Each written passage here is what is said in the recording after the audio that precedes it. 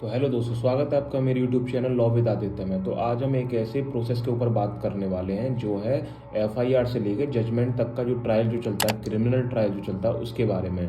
अधिकतर लोगों को लगता है अगर किसी ने क्राइम कोई कमिट किया तो सीधा उसको सज़ा मिलती है, जबकि ऐसा कुछ नहीं है। इसमें एफआईआर से लेकर जजमेंट तक पूरे लॉ के हिसाब से प्रोसेस पूरा चलता है, लॉ के हिसाब से सारी चीज़ें होती हैं। तो आइए इसके बारे में हम समझते हैं।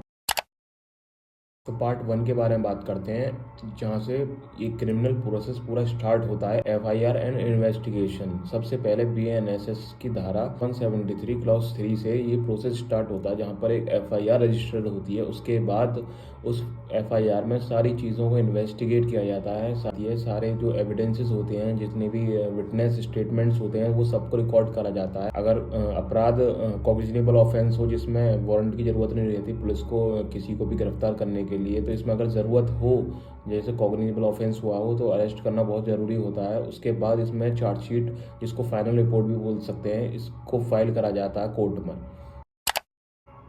पार्ट टू आता है कॉग्निजेंस एंड कोर्ट प्रोसेस, जिसमें मजिस्ट्रेट पुलिस की जो फाइनल रिपोर्ट होती है उसको पूरी तरह से देखकर कॉग्निजेंस लेते हैं उस केस पर। देन प्रोसेस आता है समन्स या वारंट का, जिसमें एक्यूज्ड को कोर्ट बुलाया जाता है। देन उसके बाद एक्यूज्ड कोर्ट में बेल फाइल करता है किसी एडवोकेट के थ्रू, जिसमें उसको या तो बेल मिलती है या फिर जुडिशियल कस्टडी में कुछ समय के लिए भेज दिया जाता है।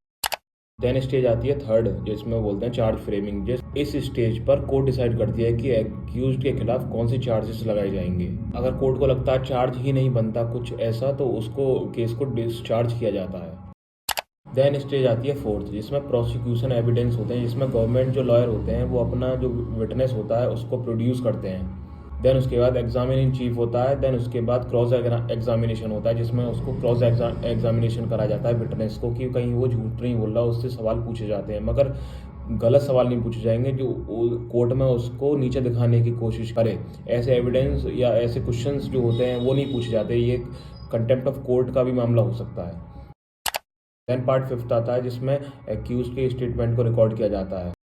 देन पार्ट सिक्स आता है, जिसमें डिफेंस जो एविडेंस होते हैं, जिसमें डिफेंस अपना एविडेंस जितने भी उसके विटनेसेस हों या कुछ भी हो वो ला सकता है कोर्ट में।